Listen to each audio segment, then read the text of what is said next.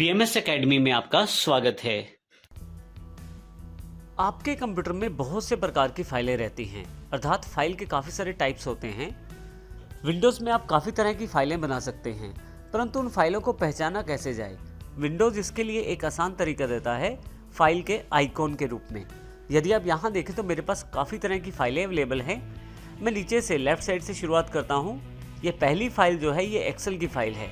मुझे ये जानकारी इसलिए मिल रही है क्योंकि यहाँ पे एक्स का एक छोटा सा आइकॉन अवेलेबल है जो ये बताता है कि ये एक्सेल की फाइल है।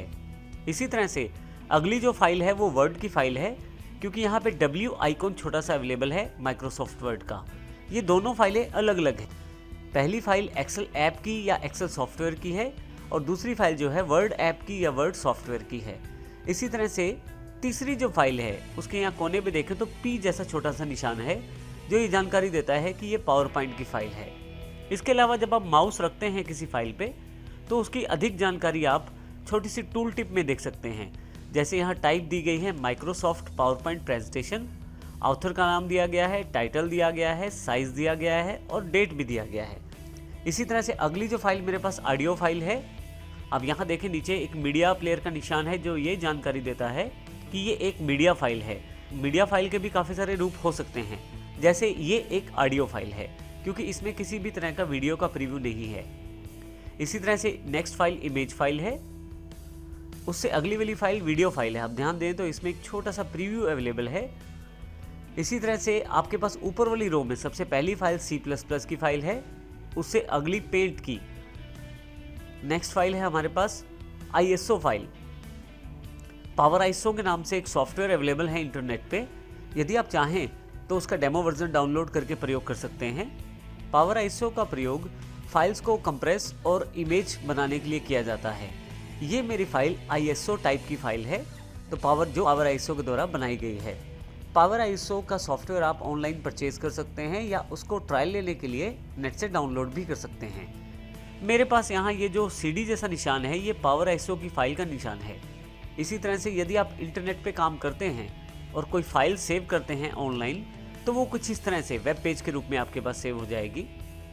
नेक्स्ट हमारे पास कंप्रेस फोल्डर का निशान है। अब देखें यहाँ जिप का एक निशान है फोल्डर के ऊपर जो ये जानकारी देता है कि ये जो फोल्डर है मेरा जिप फोल्डर है। जिप फोल्डर का प्रयोग फाइल्स या फोल्डर्स को कंप्रेस करने के लिए किया जाता है। और इसी तरह से हमारे पास एक माई फाइल के रूप में टेक्स्ट फाइल भी अवेलेबल है। परंतु यहाँ मुख्य बात यह है कि आप ध्यान से देखें तो सबका आइकॉन एक दूसरे से अलग है और सबका टाइप भी एक दूसरे से अलग है। तो विंडोज़ आपको ये फीचर देता है कि आप सभी फाइल्स को अलग अलग पहचान पाएँ। उसके लिए अलग अलग आइकॉन या अलग अलग पिक्चर का इस्तेमाल किया जाता है, जैसे कि यहाँ किया गया है। ये एक तरीका है जो माइक्रोसॉफ्ट विंडोज़ द्वारा प्रयोग किया जाता है। इसके अतिरिक्त एक तरीका और भी है, वो है किसी फाइल की एक्सटेंशन। आइए अब हम एक्सटेंशन की जानकारी लेंगे और देखेंगे कि एक्सटेंशन से आप फाइल को किस प्रकार पहचान सकते हैं और उसका किस प्रकार प्रयोग कर सकते हैं। तो आइए जानते हैं एक्सटेंशन क्या होती है। जब भी आप कोई फाइल बनाते हैं तो उसके दो पार्ट्स रहते हैं, एक फाइल का नाम और दूसरा फाइल का टाइप।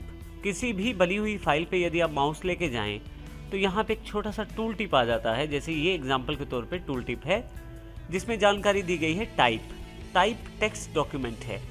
तो हम इसी टाइप की बात कर रहे हैं। फाइल का नाम और फाइल का टाइप दो अलग अलग चीज़ें हैं। यहाँ पे मेरी फाइल का नाम माई फाइल है और जो टाइप है वो टेक्स्ट है और TXT उसका एक्सटेंशन है। अर्थात जो एक्सटेंशन होता है वो डॉट के बाद के 3 या 4 अक्षरों का एक्सटेंशन होता है जो उसके अलग प्रकार को डिनोट करता है या अलग प्रकार की जानकारी देता है। जैसे यहाँ पे TXT जानकारी देता है कि ये फाइल टेक्स्ट डॉक्यूमेंट है। आप माउस का टूल टिप से भी ये जानकारी ले सकते हैं कि ये टेक्स्ट डॉक्यूमेंट है। मुख्यतः एक्सटेंशन 3 से 4 अक्षर की होती है और ये डॉट के बाद प्रदर्शित की जाती है। इसको देखने के लिए आइए हम फाइल एक्सप्लोरर का प्रयोग करते हैं। यहाँ से मैं फाइल एक्सप्लोरर को क्लिक करता हूँ और यहाँ से F ड्राइव सेकंड फोल्डर को क्लिक करके खोल लेता हूँ। आप देखेंगे जब मैं किसी फाइल पे लेके जा रहा हूँ माउस तो उसकी टाइप की जानकारी दी जा रही है। मैं इसे राइट क्लिक कर देता हूँ और प्रॉपर्टीज़ पे क्लिक कर देता हूँ। जैसे ही आप प्रॉपर्टीज़ पे क्लिक करेंगे आपके पास उस फाइल की प्रॉपर्टीज़ खुल जाएंगी। देखिए यहाँ पे ऊपर जानकारी दी जा रही है टाइप ऑफ फाइल .txt।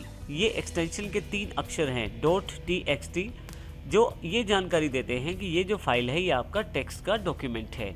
इसी प्रकार से यदि मैं इस नीचे वाली फाइल पे राइट क्लिक करके प्रॉपर्टीज देखूं तो यहाँ पे .mp3 की जानकारी है, अर्थात ये जो फाइल है ये एक तरह से म्यूजिक की फाइल है। इसी तरह से यहाँ से मैं फिर से F पे वापस आता हूँ, फर्स्ट कंप्यूटर फाइल्स, इंपॉर्टेंट पे आ जाता हूँ। अब देखेंगे काफ़ी सारी पिक्चर्स यहाँ पे हैं। राइट क्लिक करके मैं फिर से प्रॉपर्टीज़ पे क्लिक करता हूँ और यहाँ पे आप देखें टाइप ऑफ फाइल .jpg है। तो इस तरह से हर फाइल का एक अलग टाइप होता है जो जानकारी देता है कि फाइल किस प्रकार की है।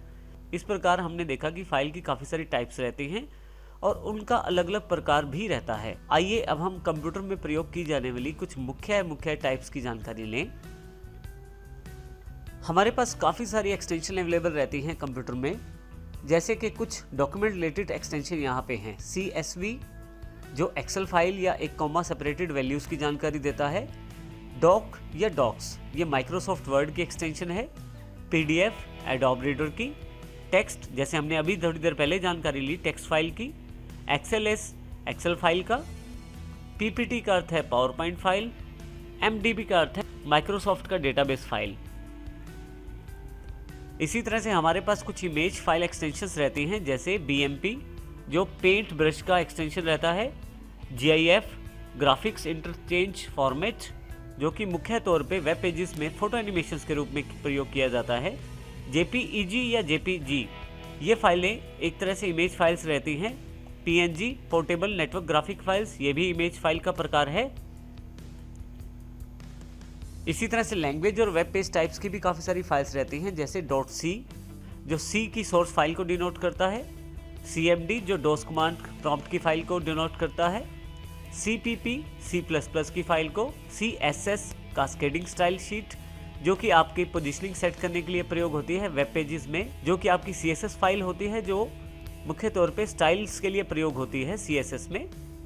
EXE जब आप अपनी C या C++ की फाइल को कंपाइल करते हैं या अलग अलग प्रोग्राम की फाइल चलाते हैं तो वो EXE फाइल्स फॉर्मेट में रहती हैं। इसी तरह से यदि आप किसी नेट से वेब पेज को सेव करें तो वो मुख्यतः HTML में सेव होता है। तो .html जो एक्सटेंशन है वो हाइपर टेक्स्ट मार्कअप लैंग्वेज के रूप में प्रयोग होती है। XML extensible markup language. इसी तरह से मीडियाज फाइल्स की काफ़ी सारी एक्सटेंशन रहती हैं, जैसे .mov क्विक टाइम मूवी की एक्सटेंशन है। MP3 जो कि ऑडियो फाइल की एक्सटेंशन है। MPEG वेव AVI 3GP जो मुख्यतः मोबाइल्स में चलती हैं फाइल्स। MP4 जो मुख्यतः वीडियो फाइल रहती है और छोटे साइज़ में अच्छी क्वालिटी आपको प्रदान करती है। FLV ये मुख्यतः इंटरनेट पे वीडियोस देखने के लिए जो फाइल्स का इस्तेमाल किया जाता है वो FLV रहती हैं। ये फाइलें साइज़ में कम होने के बावजूद भी अच्छी क्वालिटी प्रदान करती हैं।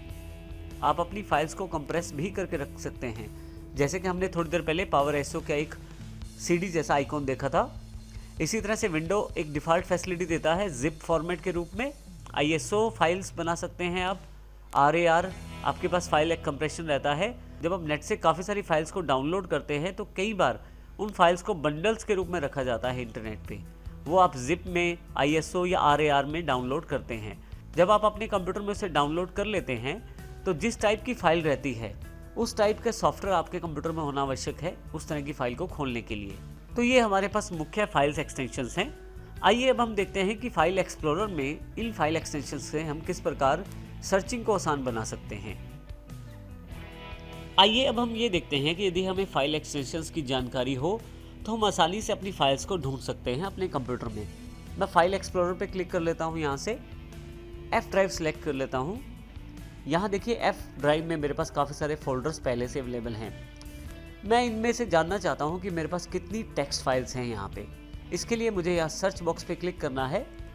क्योंकि मैं एक्सटेंशन के साथ ढूंढना चाहता हूँ तो यहाँ मैं star.txt टाइप करूँगा। स्टार यहाँ पे ये जानकारी देता है कि फाइल का नाम कुछ भी हो।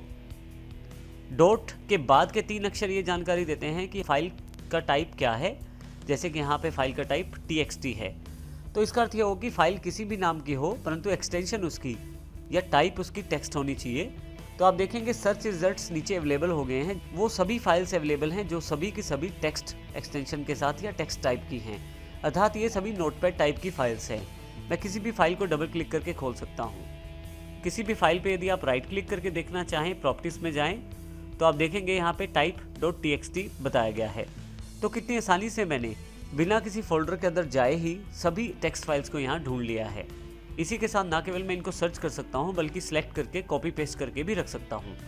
जैसे इन फाइल्स को मैं कॉपी कर लेता हूँ और F में जाकर कहीं भी से पेस्ट कर सकता हूँ। तो कितनी आसान है आपको सभी फाइल्स को ढूंढना और एक साथ उन्हें प्रयोग करना।